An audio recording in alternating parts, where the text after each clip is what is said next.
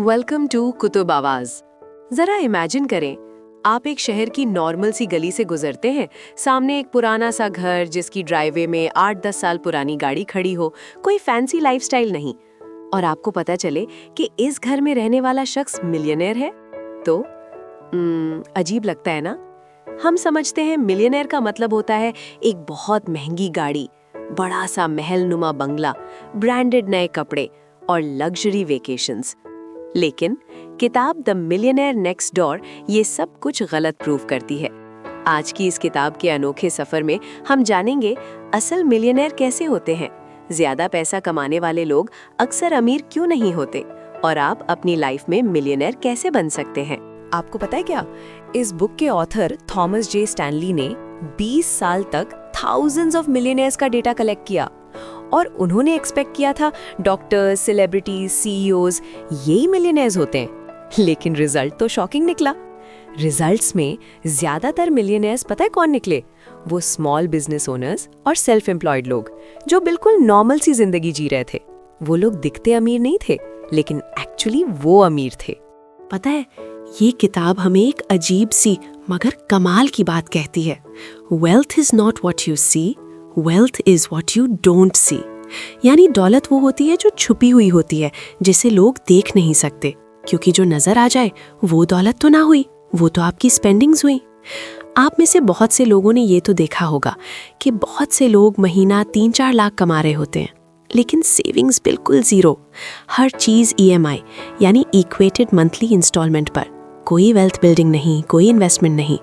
आपको पता है, अमीर वो नहीं होता जो ज्यादा कमाता है, अमीर वो होता है जो ज्यादा बचाता और इन्वेस्ट करता है, यानी उसकी स्पेंडिंग कम होती है।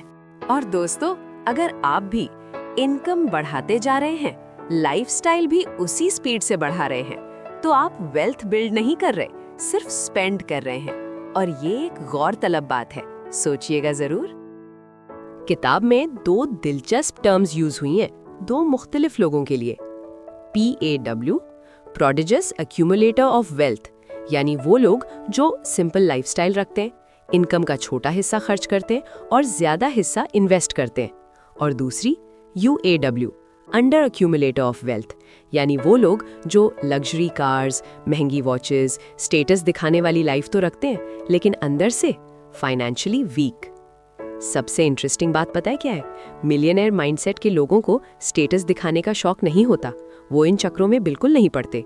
वो पैसा यूज करते हैं फ्रीडम के लिए, किसी को इम्प्रेस करने के लिए नहीं। आम लोग सोचते हैं कि बजट सिर्फ गरीबों के लिए होता है, लेकिन हकीकत तो ये है कि ऑलमोस्ट हर मिलियनेयर का बजट होता है। वो जानते हैं कि वो कितना कमा रहे हैं, कितना खर्च हो रहा है, कितना इन्वेस्ट हो रहा है, और सबसे इम्पॉर्टेंट, वो इमोशनल स्पेंडिंग बिल्कुल नहीं करते। वो हर चीज़ पर खुद से पूछते हैं कि क्या ये चीज़ मेरी नेटवर्थ बढ़ा रही है या कम कर रही है। और तो और, मिलियनेयर्स अपने बच्चों को भी इसी माइंडसेट के साथ बड़ा करते हैं।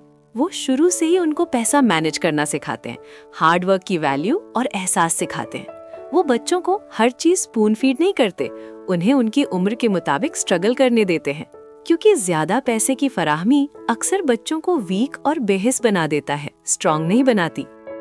मिलियनेयर्स टाइम को भी एक कीमती एसेट समझते हैं।